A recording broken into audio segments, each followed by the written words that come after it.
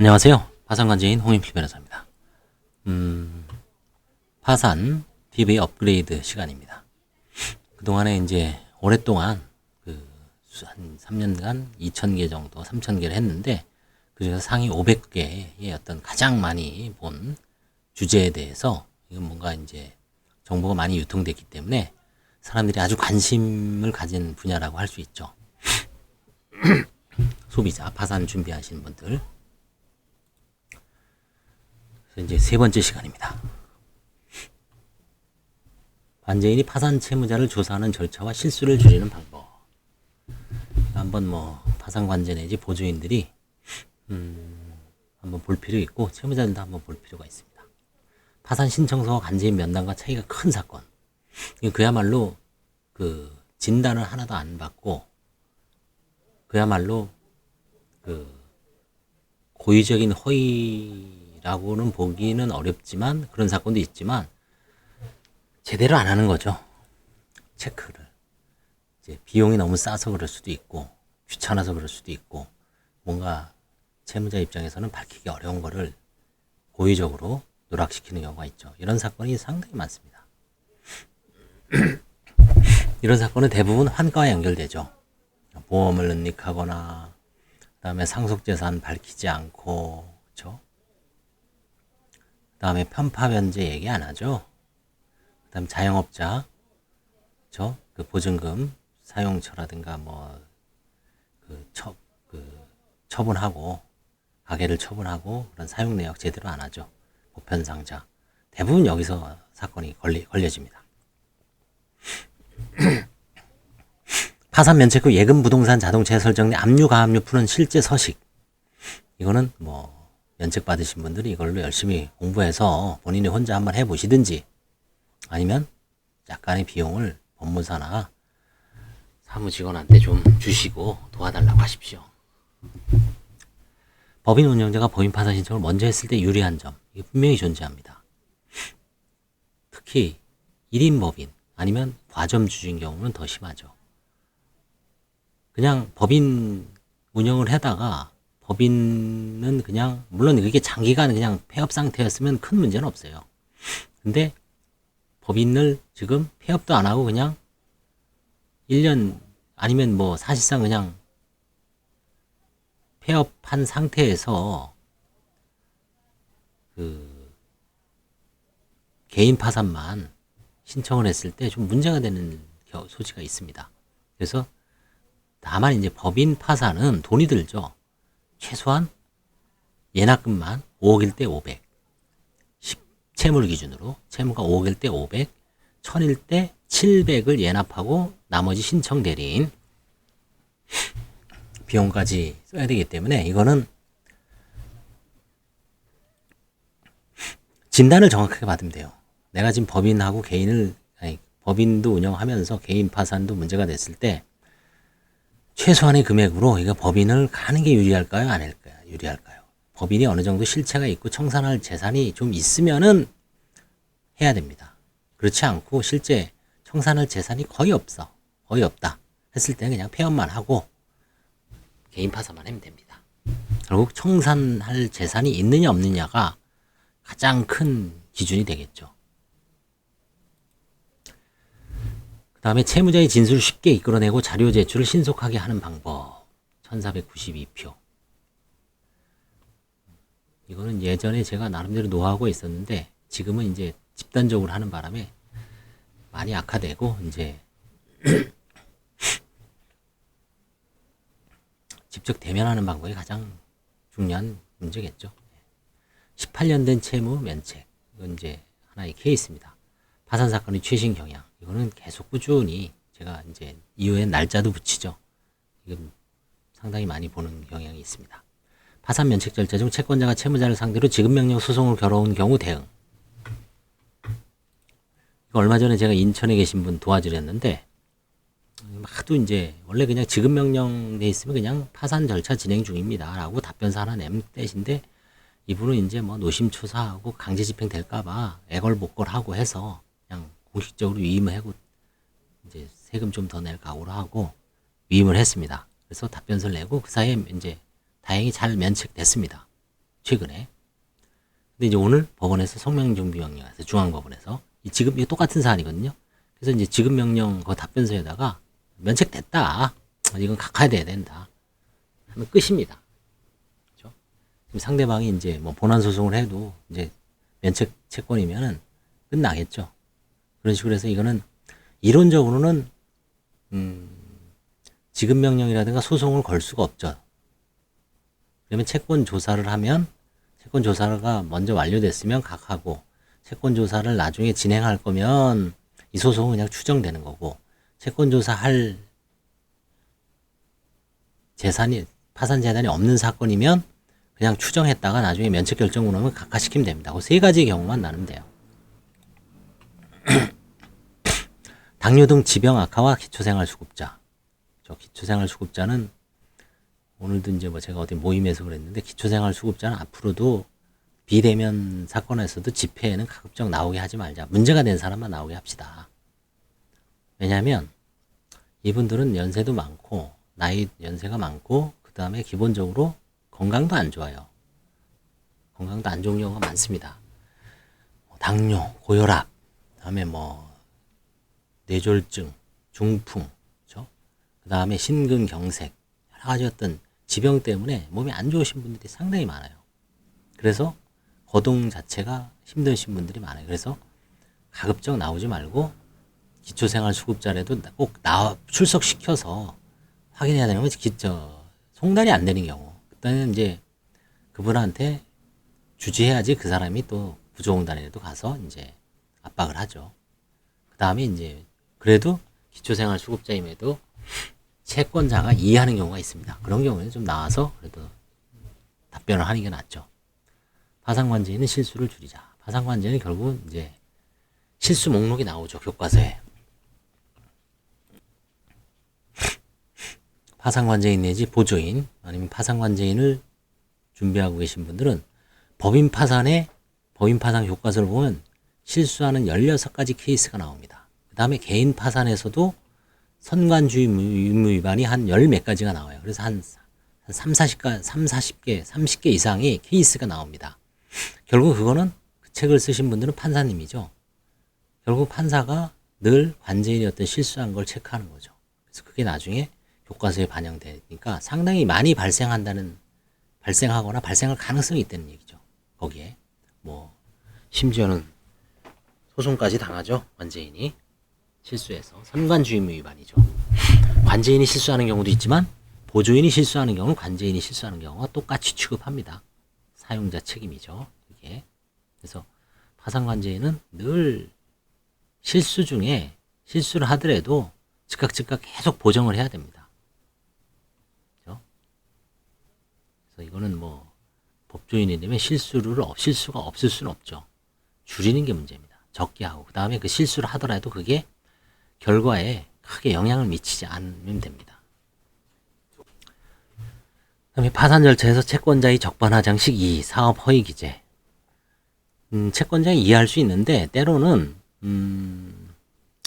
뭐 적반하장식, 그쵸? 적반하장식 이제 이런 경우 오히려 자기가 채권자에 대해서 이제 채무자에 대해서 모함을 하면서 이제 그 하는 경우가 이런 특수 사례가 있었습니다. 이걸 한번 살펴보십시오. 왜 적반하장이라는 표현을 썼는지. 채권자 입장에서 물론 억울하죠. 빚을 떼니까. 근데도 이 자체가 뭔가 좀 문제가 있는 사안이었습니다. 그래서 제가 이런 거를 이제 아마.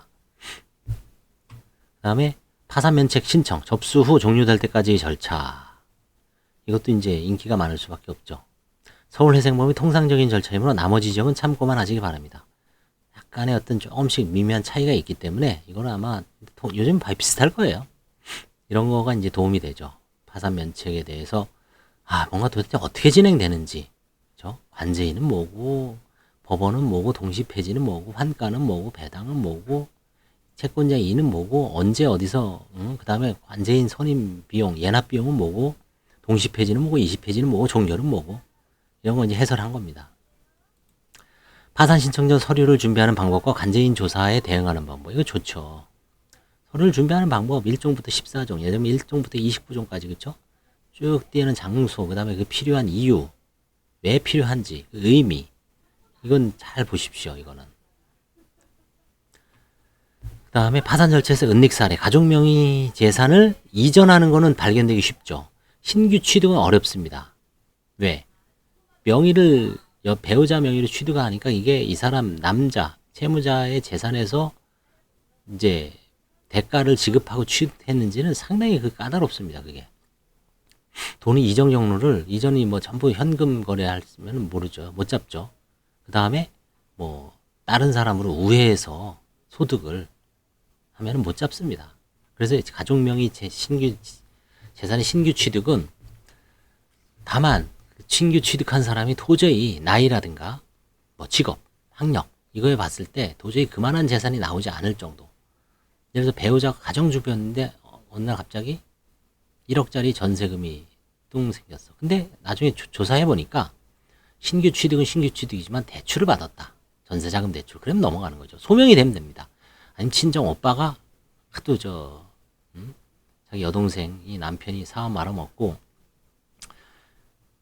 찔찔거리면서 살기 어려우니까 오빠가 그냥 여동생 도와줬다. 조카들하고 살아야 되니까 이런 경우 많습니다. 그다음에 친정 언니가 도와줬다. 친정 엄마가 도와줬다. 그렇죠? 도와주는 경우가 많아요. 우리나라에서 보면 뭐 자식 새끼가 남자가 망했을 때 두 가지 방법이 있습니다. 여자가 친정에 가서 돈을 조달을 해서 생활고를 해결하는 방법도 있고, 그 다음에 가정 붕괴. 예를 들어서 그런 경우에 이제 가정 경제가 붕괴되면 여자들은 도망가는 경우가 많죠. 이혼하는 경우도 많습니다. 경제적 무능력 때문에. 그러면 반대로 시댁에서 시부모가 어느 정도 살면 며느리하고 자식, 손자들 남편 곁에서 살도록 뭔가 전세금이라도 해주고 생활비라도 해주는 경우가 있습니다. 그런 케이스가. 그럼 그런 걸로 소명을 하면 별 문제는 없어요. 이거는 이제 순수하게 진짜 바꿔치기 하는 거죠. 이거는 간혹 있습니다. 무면당 면책 인용. 이전에 이제 이건 저 시절입니다. 코로나 시절. 앞으로 이런 건 안 나오지 어렵죠. 파산 사건 최신 경향 꾸준히 최신 경향이 상위 랭크가 돼 있죠. 개인 파산 강의 7, 파산 절차 관계인, 2, 파산 관제의 채권자 집회 등 이희수 변호사의 개인 파산 관제 절차의 이론과 실무. 이 책을 제가 쭉 낭독을 하면서 한 적이 있습니다. 잘 쓴 책입니다. 이것도 그 파산 관제인을 준비하시는 분들이나 신청 대리인들은 이 책을 볼 필요가 있습니다. 중간중간에 중앙법원 책도 물론 좋지만 이 책도 상당히 좋습니다. 공부해 볼 필요가 있습니다. 소송구조 변호사 제도를 이용. 소송구조는 지금 서울회생법원에서는 이제 두 가지 이용화가 있습니다. 신청 절차를 도와주는 게 있고요. 소송구조. 그때는 24만 원을 받습니다. 대리인 변호사님이. 소송구조 변호사는 서울회생법원에 7분인가 있어요. 그렇죠? 7분인가 있어요. 아시는 분이 제가 우리 선배님도 있고 뭐 후배도 있고 한 서너 명 정도는 이제 직접적으로 아는 분인데 나머지 분들은 이제 이름만 아는 거죠. 그래서 소송구조 변호사단이 있습니다. 7명이. 그건 이제 본인이 기초생활수급자라든가 뭐 국가유공자, 5.18 장애, 5.18 유족, 상위 군경 여러 가지 어떤 구조 요건이 되면 법원에 신청해서 구조 결정을 받고 이제 소송 구조의 범위는 두 가지가 있습니다. 소송 비용하고 인지대 송달료죠. 변호사 파산 관제인 선임 비용, 그 다음에 이제 신청 비용. 이 세 가지를 다 구조받는 경우도 있겠지만 대부분 이제 뭐 하나만 하는 것 같아요.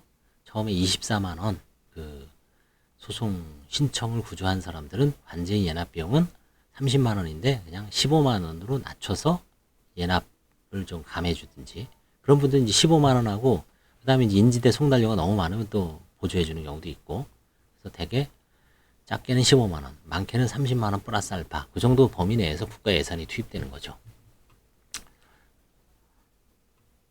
여기서는 이제 아마 전에 개인 사채로 배우자는 사기 실형 구속을 받고 배우자는 이제 소송구조 변호사 제를 이용해서 면책받은 얘기를 하는 것 같아요. 파산 절차에서의 부부재산 처리. 이게 가장 참 어렵죠. 처리명 이거 상당히 많이 받고 이거와 관련된 고민거리가 아마 아직도 해결이 안 되고 있죠. 법원별로 틀리고 왜 서울해생법원에서는 어제도 제가 주말에 지방에서 이제 계신 분 이제 카톡으로 상담이 와서 좀 전화 좀 해드리고 상담까지 해줬는데 자칫 먼 지방입니다. 지방. 서울에서는 406호 개인회생 절차에서의 실무준칙이 있죠. 부부재산 처리. 두 가지 경우만 하고 원칙적으로 하지 마라. 근데 뭐 지방에서는 그건 서울회생법원의 실무준칙이죠. 지방에서는 이제 기여도라든가 이런 거에서 분할을 할 수가 있습니다. 응하지 않으면 면책 안 해주거든요. 그렇죠? 서울에서 옛날 그랬죠. 기여도 같은 거 인정해서 뭐 환가하고 그렇죠. 이게 이제 그런 이유가 명확하게 별산제인데 경제 활동을 하면서 명확하게 네 돈 이건 네 거 내 거 명확하게 구분해서 하는 경우가 없죠. 원래는 명확하게 가정주부가 아니라 맞벌이면 각자의 통장을 하고 그 다음에 생활비도 공동으로 애들 키우고 모든 걸 다 공동으로 해나가야죠. 그 다음에 집을 사더라도 기여도에 따라서 반반 아니면 남자가 3분의 2 여자가 3분의 1 탁탁탁탁 해서 고유재산과 투유재산을 아니면 그게 애매모호할 때 공동으로 이게 딱 해야 되는 그런 집안이 얼마나 있겠어요. 뭐 이제 상황에 따라서 조세 규제라든가 이런 일가구 2주택 뭐 이런 게 있으니까 그냥 어느 때는 아니면 사업장 망하면은 여자 명의로 이제 어느 간 취득하죠. 배우자 명의로 남자가 돈을 벌면서 명의신탁이죠 일종의. 그 다음에 어느 경우에는 이제 경제적 위기가 오니까 사업을 하기 위해서 딱 넘겨놓고 이제 사업을 시작하고. 근데 부부재산 처리가 가장 어려워요. 명확한 거는 이제 맞벌이를 하거나 이럴 때는 뭐 여자가 이제 전문직일 때는 그런 어려움은 없어요. 뭐 간호사라든가 오랫동안 간호사 뭐 20년 이상 했다. 그 다음에 뭐 선생님, 교사, 그렇죠? 오래 했다. 아니면 뭐 은행원, 그죠? 아니면 뭐 프리랜서로서 오랫동안 뭐 사업을 해서 소득이 충분하다. 이런 경우 여자가 뭐 중간중간에 아파트를 구입하거나 부동산을 구입하는 건 다 여자 재산으로 볼 여지가 있죠. 남자가 뭐 거기에 보탰는지 몰라도 그런 경우에는 특별한 문제는 없습니다. 근데 그런 경우가 아니라 가정주부일 때 문제죠. 가정주부인데 배우자는 아파트가 딱딱 있고 남자는 뭐 어느 순간에 망해서 파산 들어왔을 때 이거 어떻게 처리할 것인가 어려운 문제예요. 다만 이제 결국 파탄 시점이 언제냐, 부동산은 언제 취득했냐, 그게 일단 밀접한 관련이 있죠. 이거는 정확하게 상담을 많이 받아보셔야 돼요. 이거는 나홀로 파산, 그렇죠? 가끔 나홀로 파산 하시는 분들 있죠. 나홀로 파산은 상당히 위험합니다. 나홀로 파산, 나홀로 소송은 해도 나홀로 파산은 하면 안 된다. 그렇죠? 아전인수, 그렇죠? 그래서 항상 나는 재산이 없어. 그 재산이라는 거는 현재 없는 거지 과거에 일탈된 재산까지 찾아내죠. 관제인은 토해내게 합니다. 그게 파산해서 무섭죠. 그 다음에 뭐 장래에 받을 재산도 퇴직금 같은 거는 환가하는 경우가 있죠. 퇴직금, 퇴직연금 다르고 그 다음에 일부 뭐 국민연금 같은 건 안 되죠. 근데 뭐 연금은 어떤가? 사보험, 종신연금 같은 거 애매하죠. 채권자 파산 신청을 당하는 채무자가 조심해야 될 점. 채권자 파산 신청을 당한다. 주로 이제 신청을 하는 경우에 채무자가 조심해야 될 점 이렇게 표현하는데 이제 주로 당하니까 그런 겁니다. 채권자 파산 신청은 변호사들이 많이 당하죠. 그렇죠? 의뢰인들하고의 문제 때문에 아니면 금융기관. 굳이 그거 아니더라도 이제 뭔가 악에 바친 채권자가 파산을 신청하는 경우가 있습니다. 채무자가 자기는 파산을 당할 이유가 없다 해서 이제 항고를 하고 항고를 하면 소극적 방어 행위만 하라, 관리 행위만 하라 그러지만 또 항고가 뭐 바로 끝나는 게 아닙니다. 세월아 내라면 1년 이상 걸려요. 그 사이에 관제인이 조사를 해야 되는데 응하지 않은 경우가 있죠. 보전 처분 같은 거 해놓든지 아니면 파산 재단에 속한 재산에 대해서 관리를 해야 됩니다. 그리고 이제 채무자는 협조를 안 했지만 채무자는 면책 신청을 해야 돼요. 언제? 파산 선고가 기각되고서 한 달 이내에. 그렇죠? 파산 절차에서 낭비는 면책 불허가 사유나 재량 면책은 가능하죠. 낭비, 대표적인 낭비가 뭐 이제 과소비, 그 다음에 이제 뭐 주식 투자, 코인 투자, 이것도 낭비 내지 사행행위일 수가 있습니다. 운에서 좌우되는 그런 경우로 이제 망하면은 민법에서는 아니 파산법에서 면책 불허가 사유로 규정되어 있죠. 그러나 이제 재량 면책은 폭넓게 허용되고 있다. 개인 파산에서 소득 심사를 엄격히 하는 이유, 그렇죠? 결국 이제 개인회생으로 충분히 빚을 분할해서 3년간의 청산 가치를 반영을 해서 변제를 할 수가 있는데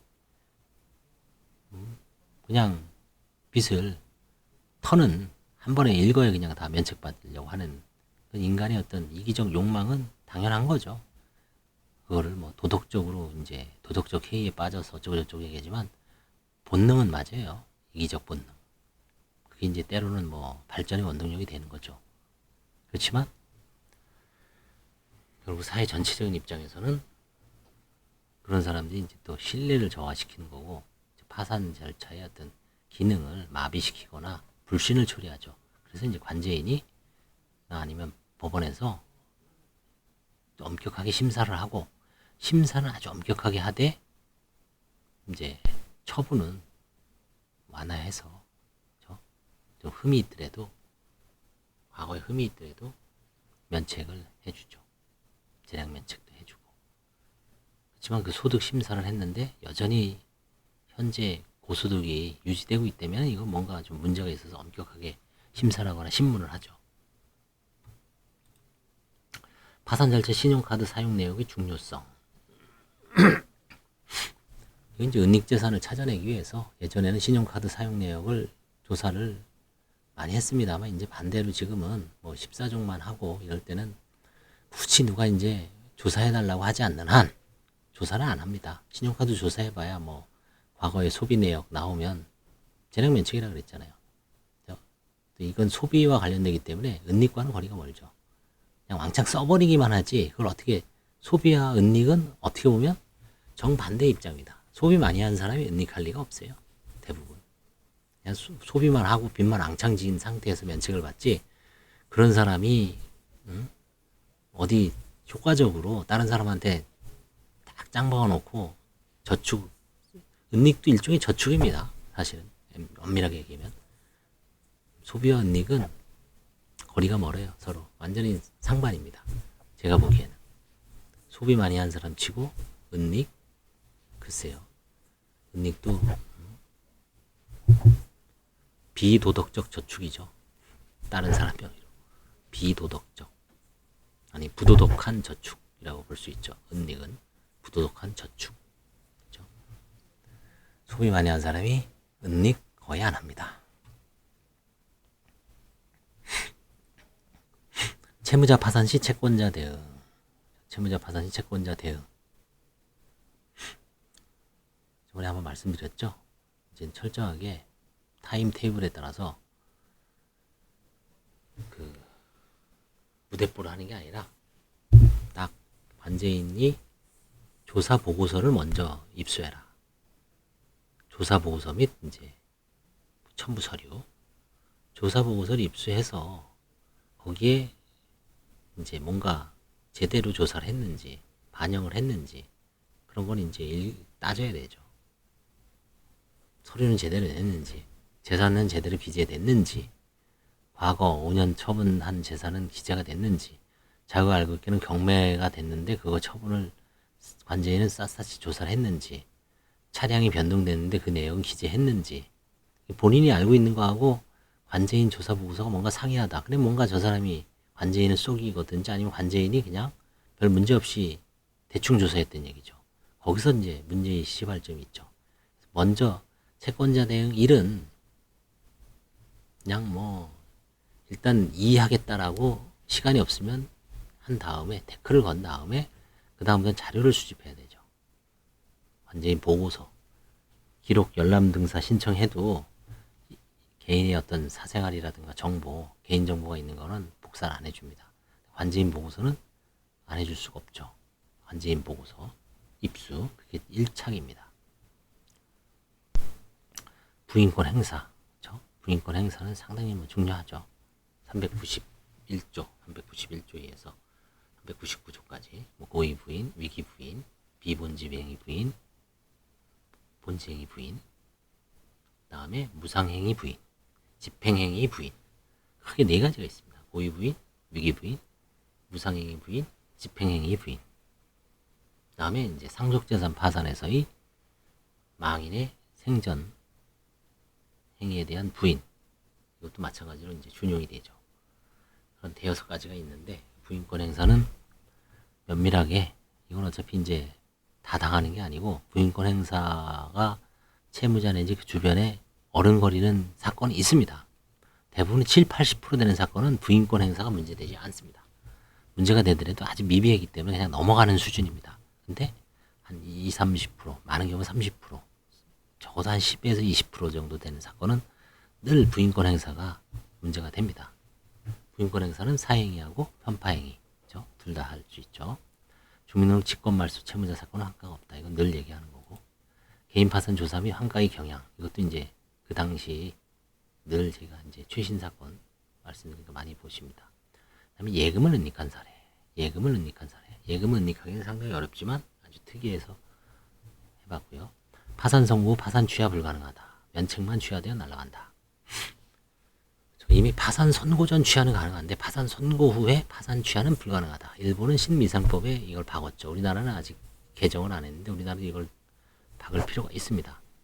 그래서 파산 면책 신청한 후에, 선고 후에 파산 면책 신청을 취하하면 면책만 취하가 돼서 기타 종목으로 사건은 종료되고 파산 절차는 통상 폐지가 됩니다. 파산관제 사건의 최신 영향, 2020년 11월 파산관제 최신 영향, 이거 많이 보죠. 명의신탁 후 사행위.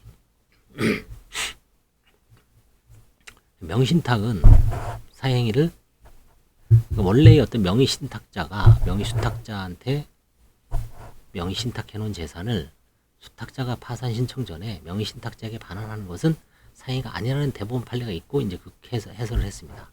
저도 이번에 이제 그런 행위가 하나가 있는데 문제는 명의신탁자에게 반환하는 게 아니라 다른 사람한테, 그 아들한테 증여를 통해서 반환한 겁니다. 이게 과연 다시 명의신탁의 반환으로 볼 수 있는지, 이게 이제 좀 애매모호해서 지금 제가 지금 가처분을 하고 가압류를 하고 가처분을 하고 소송을 할 예정입니다.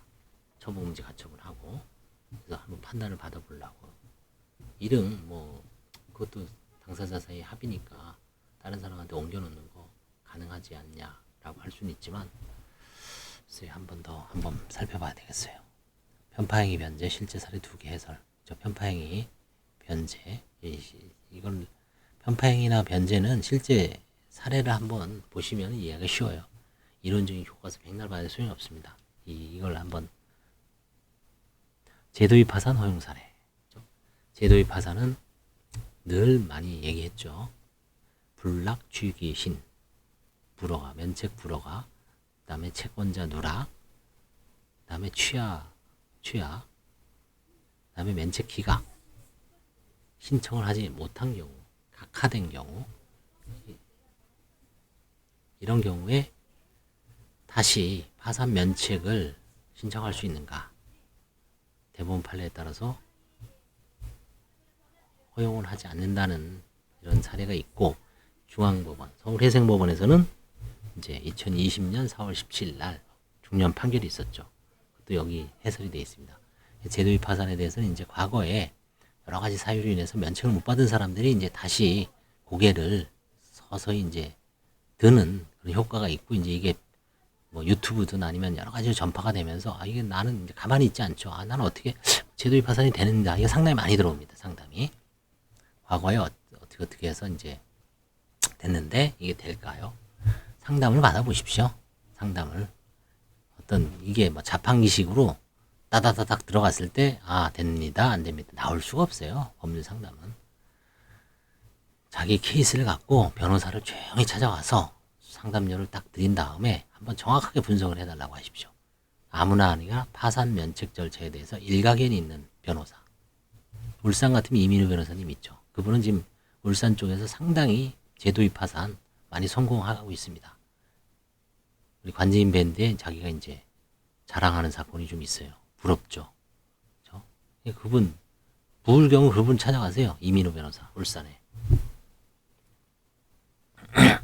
연선 동기인데, 그렇죠? 부울경, 부산, 울산, 경남, 뭐 경북, 뭐 경북도 마찬가지 울산 가깝죠. 그렇죠? 그쪽 영남 지역에서는 울산에 이민우 변호사를 찾아가면 아마 진단을 해드릴 거예요. 아, 이건 좀 힘들지 않냐? 이건 한번 해봐야 되겠다. 이건 열심히 한번 해보자. 이건 도저히 불가능하다. 그렇죠? 세 가지입니다. 이건 누가 봐도 해줄 수밖에 없다. 아, 이건 누가 봐도 재산을 빼돌리고서 이제 와서 하는 거기 때문에 이거는 안 된다. 그 다음에 중간에 애매한 경우가 있어요. 그렇죠? 빼돌렸는데 그 빼돌린 재산이 미약했는데 그걸 다 써버리고 아니면 그걸 다 뭐 날리고 지금 그야말로 아무것도 없어. 그런 경우에 재량면책도 해주잖아요. 가능한가 아닌가. 세 가지 경우. 된다, 안 된다, 애매하다. 항상 그렇죠. 제도의 파산, 허용 사례 이것도 많이 봤습니다. 채무자들은 왜 파산면책 신청을 취하는가? 취하고 도망가는 경우가 왜 그러겠습니다. 핵심 조사 사항에 대한 설명의무 위반. 뭔가 재산을 3년 전에 처분했는데 얘기를 제대로 안 해요. 짱 박았는지 다 소비했는지 날렸는지 뭐 그냥 뭐 제대로 설명 못하는 건 은닉 누구한테 짱 박아 놓은 거죠. 그래 놓고 이제 취하를 하죠. 옥지어 들어오니까. 그리고 나서 이제 다시 또 나중에 몇 년 후에 와서 제도의 파산 해달라고 하는 경우가 있을 수가 있어요. 채무자들은 왜 파산 면책을 취하는가? 그렇죠? 뭔가 소득이 걸린 거죠. 개인회생 내지 회생. 아니면 의사의 경우에 이런 게 많죠. 그래서 의사들은 회생을 좀 두드려보고 가야 돼요. 예전에 보면 한 2번 했다가 결국 안 되니까 이제 면책시켜드리죠. 한 번은 개인회생을 개인회생으로 한번 방향전 좀 하다가 거기서 뭐 노력을 하다가 도저히 안 되면 파산으로 둬야지. 일반인들은 이제 뭐 그 상황에 따라 틀린데 특히 의사는 지금 고소득 직종이죠. 의사들은 워낙 인력난이라든가 의료 체계가 우리나라가 뭐 이런 여러 가지 어떤 특수 사례라서 페이닥터도 뭐 한 1,000만 원 이상 버는 것 같아요. 업종 불문하고, 그러니까 어떤 과 영역을 불문하고 되게 뭐 한 신고는 한 700에서 1,500, 2,000까지 하는 것 같아요. 의사는 뭐 파산 하더라도 자격이 유지되죠. 변호사는 안 돼도. 파산관제인 사건 관리를 어떻게 해야 되는지 이건 뭐 이제 줄어들고 있는 수도권 개인 파산 최신 현황. 2020년 2월에 제가 이거 방송했죠. 오늘 다시 들어가 봤습니다. 2022년 지금 6월이죠. 이제 저 내일이면 6월입니다. 그럼 4개월 동안 오늘은 이제 5월 말이니까 4월까지만 나왔어요. 1, 2, 3, 4. 그렇죠? 작년보다 10% 줄었습니다. 전국적으로. 서울 한 700건 줄었고요. 전국적으로는 3,000건 줄었어요. 이게 왜 이렇게 줄까? 지금 뭐 코로나 때문에 뭐 난리인데 파산 신청이 늘어나도 현찮은데 줄었어요. 10% 이상. 왜 그럴까요? 제 짐작으로는 이제 그동안 코로나 때문에 어려운 파산을 앞두고 있는 아니면 회생을 앞두고 있는 그 자영업자들, 특히 사업자들이 오늘부터 뭐 손실보상금, 영업손실보상금 지급되죠. 뭐 1,000만 원 정도 된다는데 23조가 지급된대죠. 368만 명에 대해. 그게 뭐 큰 돈은 아닙니다. 개별적으로 보면. 자기가 갖고 있는 집 부채보다 얼마 안 되는 돈이에요. 사실은. 빚이 지금 한 1억 8천인데 1,000만 원? 다만 이제 그 1,000만 원을 갖고 연명하는 거죠. 일단. 그거 받고서 아마 제가 보기엔 좀 몇 달 있다가 이제 들어오지 않을까 싶어요. 그거 기다리고 있었던 것 같아요. 정부 바뀌고서. 왜냐면 대통령이 지금 5월 초에 바뀌었죠. 5월 10일 날. 이제 오늘 지급됐대요. 5월 30일. 오늘 한 3조 얼마가 지급됐대죠. 벌써. 통장에 찍힌 게. 그쵸? 그럼 이제 23조가 한 달 내에 다 지급되는데 전국에 23조가 풀리는 겁니다. 그쵸? 그럼 그거 이제 어느 정도 연명해서 쓰고, 그리고 나서 이제 아마 개인회생을 들어오든지 개인 파산이 이제 급증할 것 같아요. 제가 보기엔 한 7월, 8월, 9월부터. 또 금리도 지금 올랐죠? 0.25인가 0.1.75인가 그렇죠. 한국은행. 더 오른다고 보이죠. 2.5까지 올 가능성이 높아요. 오늘 저도 보니까 통장에 이자가 뭐 이자 내라고 했는데 3.75가 지금 마이너스가 아직은 버틸만 하죠. 3.75. 근데 옛날에 2.8인가 그랬어요. 그게 1%가 올랐어요. 벌써. 그렇죠? 근데 아마 부동산은 부동산은 좀 더하죠. 거기다가 기준금리 한 4, 5%까지 올랐는데 또 부동산 마이너스야 뭐 몇천만 원에서 많이 써봐야 1, 2억인데 부동산은 뭐 최소한 3억 이상 되죠. 이자 부담이 엄청나죠. 몇십만 원 차이가 납니다. 앞으로 이제 좀 파산은 늘 수밖에 없다. 금리가 인상 중이고 이제 보상금이 이제 지급 딱 끝나는 순간부터는 카운트다운이죠. 파산 사건의 최신 영향 마찬가지입니다. 파산 폐지와 파산 종결의 차이점 늘 얘기하죠. 용어를 잘 알아야지 오해가 없습니다. 파산 폐지가 뭐지? 이거 뭐 혹시 폐지? 뭔가 좀 부정적인 용어인데 나한테 안 좋은 거 아닌가? 전혀 그럴 필요가 없어요.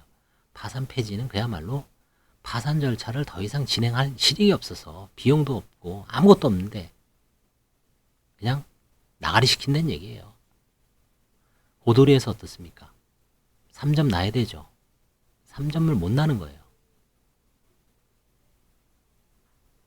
3점을 못 나오고 그냥 각자 기본 점수를 못 내서 그냥 그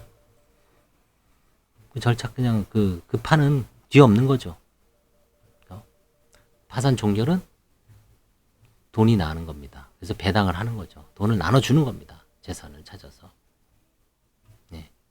요 20페이지까지 하겠습니다. 감사합니다.